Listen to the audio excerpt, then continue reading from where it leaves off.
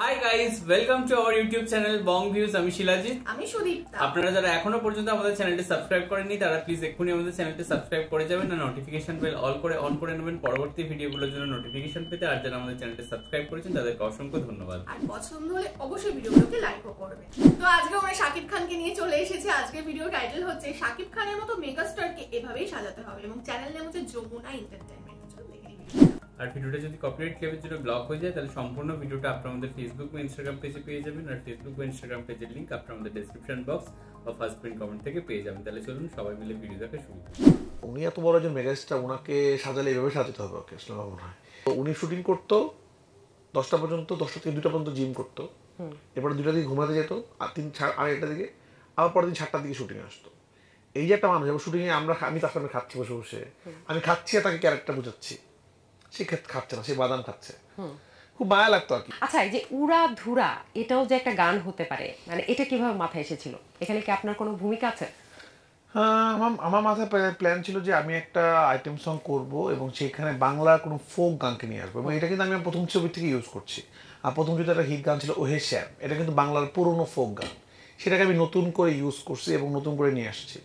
তো এবারও প্ল্যান ছিল আমি একটা পুরনো গানকে নিয়ে আসবো। তো তখন প্রীতমের সাথে, এবং এইটার জন্য আপনারা জানেন বাংলাদেশে একমাত্র বেস্ট হলো প্রীতম, কারণ প্রীতম এই জিনিসটা খুব ভালো মতো করতে পারে, সেটা আমরা দেওরা বলেন বা লোকাল বাসগুলোতে দেখেছি। দেন প্রীতমের সাথে প্ল্যান করলাম, প্রীতমের মাথা থেকে আইডিয়াটা আসলো যে আচ্ছা উড়াদুরা মাইয়াটা আমরা করবো আর কি। তো এটা আমরা যখন রেডি করছিলাম তখনই বুঝছি যে এটা আসলে উড়াদুরা লেভেলে যাবে, বাট এই লেভেলের যে আসলে ক্রেজ হবে এটা কিন্তু শুধু বাংলাদেশে হিট না, এটা ইন্ডিয়া থেকে শুরু করে পাকিস্তান যেই দেশ শিখেছে, এটা তালটা এত সুন্দর, এটা সব মানে পৃথিবীর অনেকগুলো দেশে কিন্তু এটা নিয়ে রিভিউ করছে। আমরা একটা করছিলাম 5700 রিভিউয়ার ইন্টারন্যাশনালি এই গান নিয়ে রিভিউ করছে, যারা হয়তো বাংলা বুঝেও না, বাংলাদেশ থেকে কখনো কাজও করেনি, তারাও এই টোনটা দেখে মনে হচ্ছে যে না এটা নাচতে পারি। এই গানটির শেষে আপনাকেও কিন্তু দেখা যায় যে আপনি কাট বলছেন, এতেও কিন্তু দর্শকরা একটু বেশি আনন্দ পেয়েছে আমার যেটা মনে হয়। এটা করা হয়েছে কি হুট করে নাকি আগে থেকে প্ল্যান ছিল? প্ল্যান ছিল যে একটা মার্কেটিং এর, যেহেতু এটা ডিফারেন্ট টাইপের একটা সং এবং সিনেমার এমন একটা মোমেন্টে আসে এটা, তো এই জন্য প্ল্যান করে আমি বলছি ওকে কাট। এই ছবিতে সমালোচনা কম, কিন্তু দেখেন যখনই একটা ছবি ব্লাস্ট হয় অনেক ভালো হয়, একটা পক্ষ তো সবসময় সত্যতা মানে ভালো লাগে না, তারা বলে বাট ওই সংখ্যা খুব অল্প তো, এবং আমি সেই সমালোচনা নেওয়ার চেষ্টা করি যে সমালোচনাটা যৌক্তিক সমালোচনা। কিন্তু কেউ হলো যে শাকিব খানকে আর তো পাওয়া যাচ্ছে না, আর তো উল্টাপাল্টা সিনেমা করবে না, আমাদের সাথে সিনেমা করবে না, এই তো ভালো হয়ে গেল, অথবা রাফি একটা পর একটা ব্লকবাস্টার সিনেমা দিচ্ছে বা শাকিবকে নিয়ে নিয়েছে রাফি, এরকম একটা ভয় থাকে। আমার তো না, আমার তো পরান থেকেই একটা দল সবসময় লেগে থাকতো, যখন পরান হিট একদল বলতো না হিট না, সুরঙ্গ সময়। তো যখন আপনি, এটা পৃথিবীর নিয়ম, এটা আমি মেনে নিছি এখন, যখন আপনি ভালো কাজ করবেন তখন একটা দল, একটা মানুষ, কিছু সংখ্যক মানুষ যারা কিনা বেকার, তারা আপনাকে পায়ে ধরে টানবে। তো এটা সব জায়গায়, শুধুমাত্র ফিল্মে না, এটা সব জায়গায় আছে। তো এটা না হলে আসলে আপনি বুঝতে হবে, আপনাকে কেউ যদি না টানে তাহলে বুঝতে হবে আসলে আপনি কিছু করছেন না।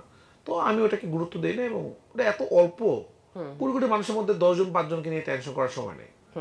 আর এই শাকিব খানকে যে এভাবে একটা ভিন্ন লুকে দেখা গিয়েছে, এটার প্ল্যানটা কি ছিল? মানে এভাবে কেন সাজালেন শাকিব খানকে?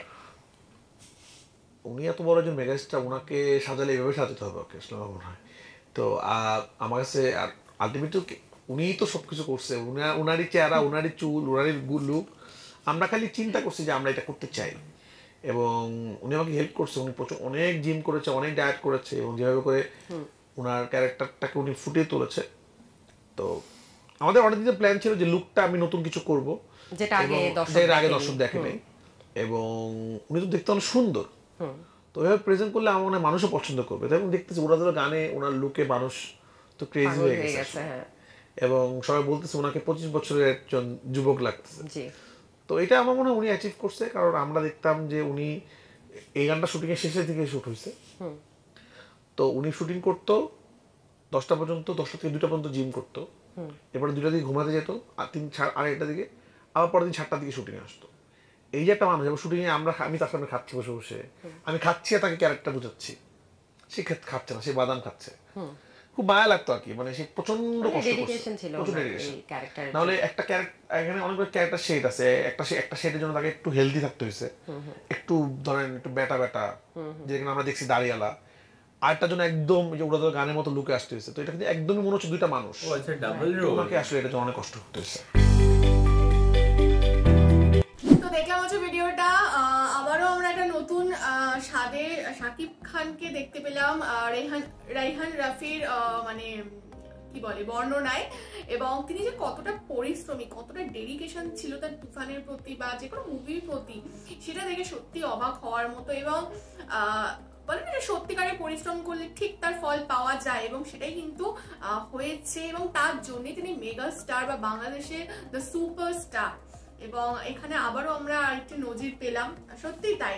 আর মানে শাকিব খানের যে লুক নিয়ে বলি, জাস্ট অসাধারণ, অন্য রকম পুরো লেগেছে।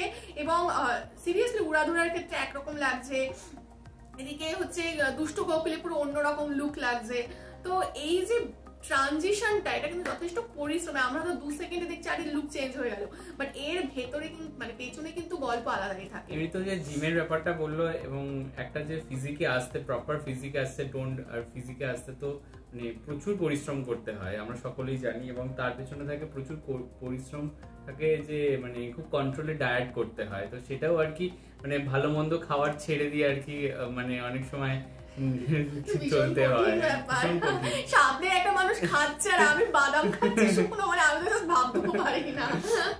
তো ওই ব্যাপারটা মানে সেই লেভেলে ডেডিকেশন না থাকলে সত্যি কথা হয় না। এবং এখানেই হয়তো একটা মেগা স্টার এবং তার আর কি দীর্ঘদিন ধরে যে কেরিয়ার ধরে রাখার যে একটা ব্যাপার, তো সেখানে প্রমাণ হচ্ছে যে কেন তাকে মানে তিনি সেই জিনিসটা লোককে দিচ্ছেন বা দর্শকদের দিচ্ছেন বলে তারা সেই ফিডব্যাকটা দিচ্ছে, এবং তাকে সেই মেগা স্টারের আসনে বসিয়ে রেখেছে। এবং নতুনদের ক্ষেত্রে তিনি অনেক মানে শেখার মতো নিদর্শন রেখে যাচ্ছেন, যারা নতুন হয়তো ফিল্ম দুনিয়ায় আসছেন বা যারা সবে সবে কাজ শুরু করেছেন, তাদের ক্ষেত্রে আর কি শাকিব খান কোথাও গিয়ে আইডল তো বটেই, বাট শুধু আইডল হলে হবে না, তার যে ব্যাক স্টোরি যেগুলো রয়েছে, যে তার যে ডিসিপ্লিন, তার যে মানে কি বলবো, যে সিনেমার প্রতি যে ভালোবাসা, সমস্ত জিনিসগুলো আর কি মেনটেন করলে তারাও হয়তো একদিন এই লেভেলে আসতে পারবে। তো এইটা শিক্ষণীয় কিন্তু কোথাও গিয়ে একটা। আর উড়াধুরা যে কোনো একটা ফোক সং, এটা আমরা জানতাম না, একদম নতুন জানলাম। আর দেখার ইচ্ছা থাকলো, খুঁজবো যে উড়াধুরা ফোক সং রয়েছে কিনা, বা আপনারা একটু জানাবেন এক্সাক্ট কোন ফোক সংটার কথা এখানে বলা হয়েছে, আমরা দেখবো, বা আমাদের যদি মনে হয় তাহলে আমরা সেটারও রিঅ্যাকশন আনতে পারি। এবং তার সাথে সাথে আরেকটা জিনিস এখানে মানে একটা স্পয়লার আমরা পেয়ে গেলাম, যে এখানে শাকিব খানের ডাবল রোল রয়েছে। যদি ওটা ডাবল রোল কিন্তু ওভাবে কিন্তু স্পষ্ট করে বলেনি, হতে পারে ডিফারেন্ট ফেজের কথা বলেছে, এটাও হতে পারে, এটা কি জানি না, ওটা যারা দেখে তারাই জানবে। তো যাই হোক, ডেফিনেটলি ভিডিওটা বেশ ভালো লাগলো, এবং মানে শাকিব খান, তার ডেডিকেশন, বাংলা ফিল্ম ইন্ডাস্ট্রির গ্রোথ, বা রাইহান রাফির কি ভাবনা চিন্তা, এগুলো সম্বন্ধে আমরা তার ভাবনা চিন্তা ভীষণ পজিটিভ। আমি যেটা দেখলাম যে ফালতু দুটো নেগেটিভ কথা ভেবে আর কি নিজেকে নেগেটিভ না করে নিজের কাজটাকে ভালো করে বুঝে নিজের কাজটাকে ইমপ্রুভ করার চেষ্টা করাটাকে সবসময় উচিত। তো সেইটা তিনি সবসময় করে যাচ্ছেন, সেই জন্যই হয়তো তার দ্বারা এরকম ভালো ভালো প্রোডাক্ট বেরিয়ে আসছে। তো এই ব্যাপারটা খুব ভালো লাগলো। একদমই তাই। তো যাই হোক, আপনারাও জানাবেন কেমন লাগলো আপনাদের, এবং আমাদের ভিডিও যদি ভালো লাগে থাকে অবশ্যই লাইক করবেন এবং কমেন্ট করে যাবেন আর সাবস্ক্রাইব করে যাবেন। সাবস্ক্রাইব বাটনের পাশে জয়েন বাটন পেয়ে যাবেন, সেখানে কিছু ফেসিলিটিস দেওয়া থাকে, চাইলে আপনারা চেক করতে পারেন। আর আমাদের যে ফেসবুক আর ইনস্টাগ্রাম পেজ রয়েছে সেখানে আপনারা ফলো করতে ভুলবেন না, লিংক ডেসক্রিপশন বক্সে পেয়ে যাবেন। খুব মানে নিত্য আপডেট ওখানে আসে, তো একটু আপনারা খেয়াল করবেন। আর আমাদের সাথে কানেক্টেড থাকার জন্য আমাদের যে ফেসবুক গ্রুপটা রয়েছে সেখানে আপনারা জয়েন করে আপনারা আপনাদের মনের মতো সমস্ত কিছু পোস্ট করতে পারেন, তার লিংক ডেসক্রিপশন বক্সে দেওয়া রয়েছে। আর আমাদের যদি আপনারা পার্সোনালি পছন্দ করে থাকেন আমাকে শিলাজিৎ ওকে সুদীপ্তা হিসাবে, তাহলে আমাদের পার্সোনালি ফেসবুক আর ইনস্টাগ্রাম সাইটটি ফলো করতে পারেন, তার লিঙ্কও ডেসক্রিপশন বক্সে পেয়ে যাবেন। তো দেখা হচ্ছে পরবর্তী ভিডিওতে, আজ এ পর্যন্তই, টাটা।